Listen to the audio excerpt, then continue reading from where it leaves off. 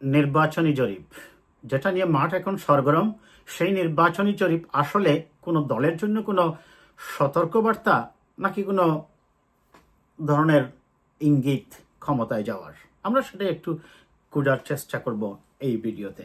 এই পরিসংখ্যান বলে দিচ্ছে অনেক কিছুই, তবে সেই পরিসংখ্যানগুলো নেওয়ার ব্যাপারে অবশ্যই দর্শক আপনাদের কে বলতে চাই, এগুলো নির্ভর করে অনেক সময় অঞ্চলের উপর ভিত্তি করে। কোন অঞ্চলে আপনি জরিপটা নিচ্ছেন, এক এক জেলায় যদি আপনি নেন জরিপ, এক এক রকম ফলাফল পেতে পারেন। তবে তারা যেটা করেছেন, এই সংস্থাটির যে জরিপটা, সেই জরিপটার প্রতি মানুষের এক ধরনের আস্থা বা বিশ্বাসযোগ্যতা আছে, বা মানুষ অনেকটাই অথেন্টিকেটেড মনে করে। যদিও এই ধরনের জরিপ আমরা দেখি দক্ষিণ এশিয়ার ক্ষেত্রে আসলে বাস্তবে কোনো ফল বয়ে আনে না। আমরা ইন্ডিয়ার ক্ষেত্রে দেখেছি, আপনার শ্রীলঙ্কার ক্ষেত্রে দেখেছেন, ইত্যাদি ইত্যাদি। যাই হোক, আমি ওই আলোচনায় যাচ্ছি না।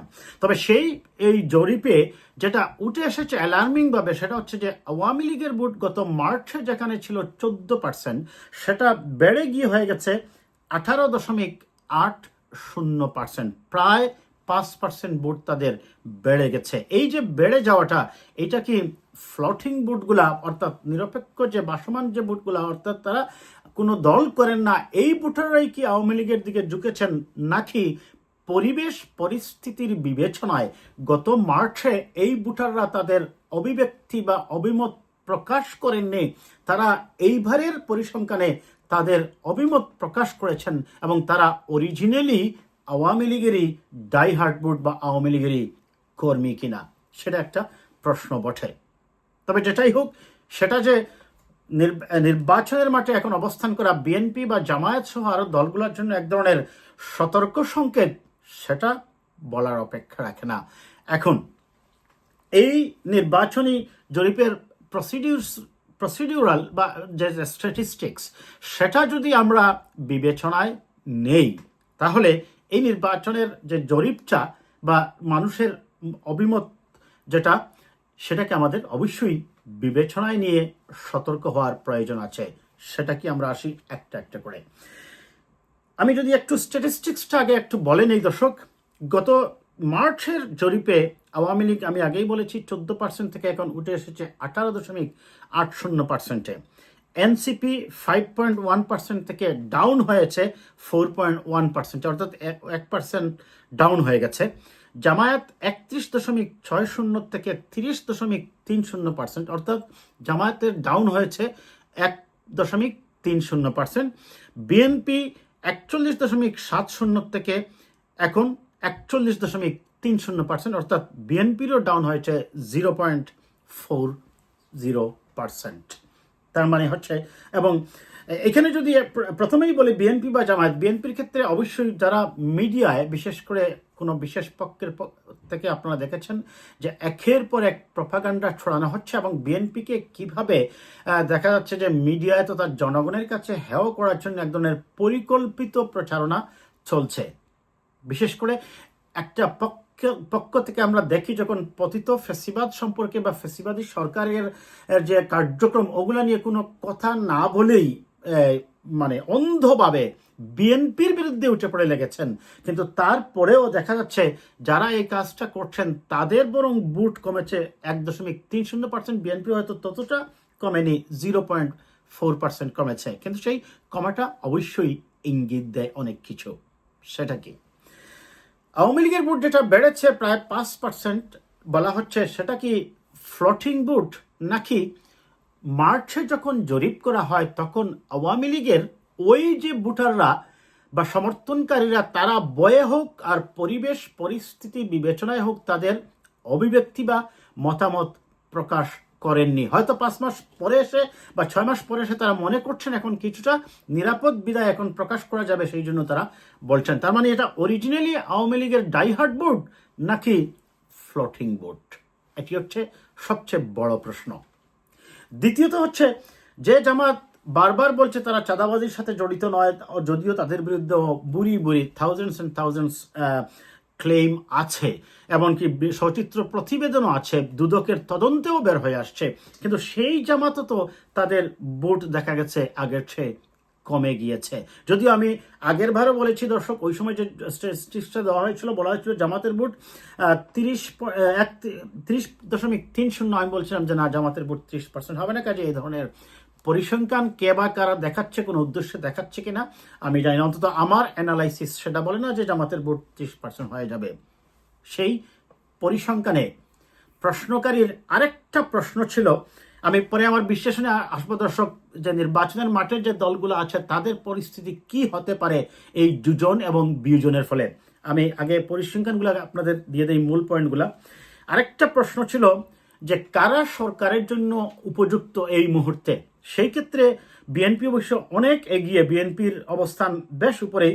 বলা হচ্ছে যে এই মুহূর্তে সরকার পরিচালনার জন্য উপযুক্ত দল হচ্ছে বিএনপি, এবং এই ক্ষেত্রে জামাত অবশ্য অনেক পিছিয়ে। আরেকটা প্রশ্ন ছিল প্রশ্নকারীর যে আওয়ামী লীগ যদি নির্বাচনে না আসে সেই ক্ষেত্রে আপনি কাকে ভোট দেবেন। সেই প্রশ্নের উত্তরে 45.6% বলছে তারা বিএনপিকে দেবে, এবং 33.5% বলছে তারা জামায়াতকে দেবে। আমি আবারও বলছি, জামায়াত 33% ভোট হয়ে যাবে, আমি সেটা মনে করি না দর্শক। যাই হোক, এখন বিএনপির ভোট তো আরো বেশি কমার কথা ছিল পরিসংখ্যান অনুযায়ী। কারণ হচ্ছে আওয়ামী লীগ যখনই, এই প্রশ্নটা কেন আসছে যে আওয়ামী লীগ না আসলে কাকে ভোট দেবেন, কিন্তু সেই ক্ষেত্রে দেখা যাচ্ছে বিএনপি এগিয়ে। এই প্রশ্নটা আসার মূল কারণটা হচ্ছে, আপনারা জানেন যে গত কিছুদিন থেকেই আওয়ামী লীগ জটিকা মিছিল করছে বা মিছিল নিয়ে বের হচ্ছে, তারা তাদের অস্তিত্ব জানান দেওয়ার চেষ্টা করছে, এবং সেখানে প্রতিটা মিছিলেই দেখা যাচ্ছে যে জামায়াত বা এনসিপি তারা কিন্তু কোনো ধরনের প্রতিরোধে এগিয়ে আসছে না, সেটা মূলত প্রতিরোধ করতেছে বিএনপি।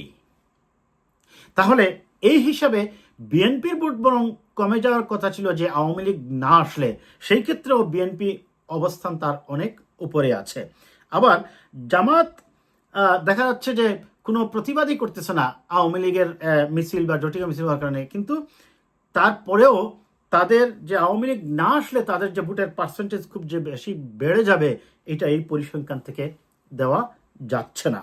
দ্বিতীয়ত আসেন, জামায়াত বিএনপি অবশ্যই গত ফ্যাসিবাদী সরকারের সময় 15-16 বছর সবচেয়ে বেশি নির্যাতনের শিকার হয়েছে। 2014 পর্যন্ত আমরা বলতে পারি জামাত বেশি নির্যাতনের শিকার হয়েছে, কিন্তু 2014 এর পর আমরা দেখি জামাত এক ধরনের কি বলা যায়, আন্ডারগ্রাউন্ডে বা অনেকটা নিবৃত হয়ে গিয়েছিল। তারা খুব একটা প্রতিবাদ মিছিল মিটিং সমাবেশ করেনি রাজপথে। এমনকি 2018-তে তারা বিএনপির দানের শীষ নিয়েও তারা নির্বাচন করেছে। কাজে জামাত ওই অর্থে খুব একটা প্রতিবাদ করেন। এমনকি আমরা দেখি যখন 28 অক্টোবরের সভাটা, বিএনপির সভাটায় ক্র্যাকডাউন হলো, কিন্তু জামাতের সভাটা তারা নিরাপদে সভা করেও চলে গেল। তার মানে হচ্ছে বিএনপি বেশি নির্যাতিত, এবং খুব স্বাভাবিকভাবেই বিএনপি হয়তো প্রতিরোধে এগিয়ে আসবে ফ্যাসিবাদী শাসন ব্যবস্থার। কিন্তু সেই কিন্তুটা কি? সেই কিন্তুটা অনেক গুরুত্ব বহন করে দর্শক। আসছি আমার আলোচনায়। বিএনপির বিরুদ্ধে যে অভিযোগগুলো করা হয়েছে চাঁদাবাজির বা ইত্যাদি ইত্যাদি, কিন্তু তারপরেও বিএনপির ভোট কিন্তু ততটা কমেনি জামাতের যতটা কমেছে। জামাতের রেশিওটা বরং একটু বেশি কমেছে। এখন এই যে ভোটের যে পার্সেন্টেজ, এই কথাটা আমি এর আগে আমার আরেকটা ভিডিও করেছিলাম দর্শক, যে বিএনপির জন্য সতর্ক সংকেত কি হতে পারে। এক, ভোটের হিসাব।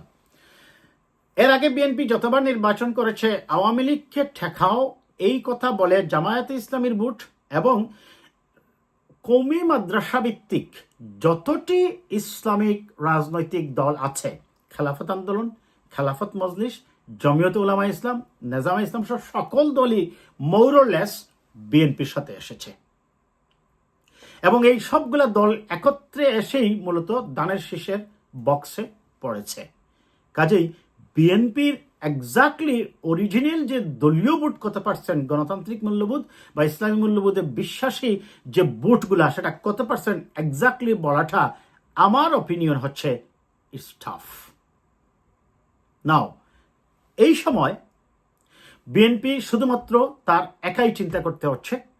এখন পর্যন্ত আমরা দেখি কিছু কওমি মাদ্রাসা ভিত্তিক ইসলামিক দল যেগুলো আছে সেগুলা বিএনপির সাথে আছে, আর কিছু এখনো তারা জামাতের সাথে কেউ আন্দোলনে গেলেও তারা জোট করবে বলে কোনো প্রকাশ্যে কোনো ঘোষণা দেয়নি বা তারা আদৌ যাবে কিনা সেটা একটা প্রশ্ন, কারণ তাদের মধ্যেও আবার শরিয়া ভিত্তিক আইন নিয়ে বা জামাতকে অনেক কওমি মাদ্রাসা ভিত্তিক দল, তারা বলে ওইটা নাকি ইসলামী দলই না। যাই হোক, সেই আলোচনা আমি যেতে চাচ্ছি না এই ভিডিওতে।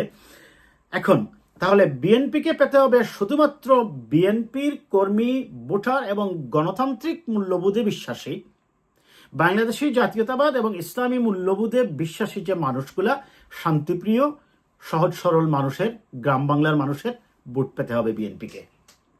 প্লাস যদি কিছু ইসলামিক দল আসে সেই ভোটগুলা পাবে। Question remain, is it enough to form the government and to pass an election? কোটি টাকার প্রশ্ন দর্শক, সেটা কি? নির্বাচনী জরিপে যদি বলে যে আওয়ামী লীগের ভোট 18.80%, আর যদি জামাতের ভোট আওয়ামী লীগের সাথে এক হয়, সেটা বিএনপির যে পার্সেন্টেজ সেটার প্রায় কাছাকাছি, হাড্ডাহাড্ডি লড়াইয়ের অবস্থান। কিন্তু যদি জামাতের সাথে এনসিপির ভোট যুগ হয়, তারপরেও বিএনপির চেয়ে অনেক নিচে থাকবে। এখন এই আওয়ামী লীগের ভোটগুলা আমরা ধরে নিচ্ছি এখন, আর যেহেতু নৌকা প্রতীক নেই নির্বাচন কমিশনের ঘোষণা মতে, তাহলে আওয়ামী লীগ নির্বাচনে আসতেছে না। তাহলে এই নৌকার ভোটগুলা কি দাঁড়িপাল্লায় যাবে? এমনকি শেখ হাসিনা ওয়াজেদ যদি দিল্লির থেকে বলেও দেন যে তোমরা সবাই দাঁড়িপাল্লাকে দাও, সেটা কি যাবে? আমার অপিনিয়ন হচ্ছে 100% যাবে না। কারণ তাদের তীব্র মতবিরোধ, এবং আওয়ামী লীগ কোনোভাবেই জামাতের প্রার্থীকে ভোট দেবে বলে আমি অন্ততপক্ষে মনে করি না। তবে হ্যাঁ, কিছু ভোট যেতেও পারে। এখন কি জন্য আওয়ামী লীগ এই কাজ করতে পারে? এটি হচ্ছে ভারতের ন্যারেটিভ। ভারত বাংলাদেশে যতটা না চায় একটা নির্বাচন হোক বা নির্বাচিত সরকার ক্ষমতায় আসলে তার সাথে সম্পর্ক উন্নয়নের কথা বলছে, তার চেয়ে বড় কথা হচ্ছে বাংলাদেশে যদি একটি নির্বাচনবিহীন অস্থিতিশীল সরকার এবং অস্থিতিশীল প্রশাসন পরিচালিত হয়, সেটা তাদের জন্য ন্যারেটিভ সৃষ্টিতে সহায়ক হবে এবং তারা দেশের ভেতরে নানা ধরনের মব সৃষ্টি করতে পারবে এবং দেশের আইন শৃঙ্খলাকে এক ধরনের টার্ময়েলে নিয়ে গিয়ে আবার কোনো নতুন পরিস্থিতি বা ফন্দি ফিকির খোঁজার চেষ্টা করবে। তাহলে এই বিশ্লেষণে কোন দলকে সবচেয়ে বেশি সতর্ক হতে হবে? জামাতের হারানোর কিছুই নেই। জামাত যদি সরকারে চলে যেতে পারে, এটা তাদের জন্য হবে, যদিও সেটা সুদূর প্রসারী, সেটা তাদের জন্য হবে অনেক পাওয়া, আকাশের চাঁদ পাওয়া। কিন্তু বিএনপি যদি ক্ষমতায় যেতে না পারে, সেটা বিএনপির জন্য বড় লস হবে। তার কারণ মানুষ ধরে নিচ্ছে বিএনপি বড় দল, বিএনপি বৃহত্তর জনগোষ্ঠীর প্রতিনিধিত্ব করে, বিএনপিকে ক্ষমতায় আসতে হবে। যদি সেই ক্ষেত্রে বিএনপি ঘুমিয়ে থাকে, তাহলে সেই কচ্ছপ আর খরগোশের গল্প কিংবা 91 সালে নির্বাচনে আওয়ামী লীগ যেভাবে হেরেছিল, ঠিক এই অবস্থা বিএনপির হবে। কাজেই বিএনপিকে এখন অত্যন্ত সতর্ক এবং সাবধানতার সহিত সামনে পা ফেলতে হবে। ধন্যবাদ।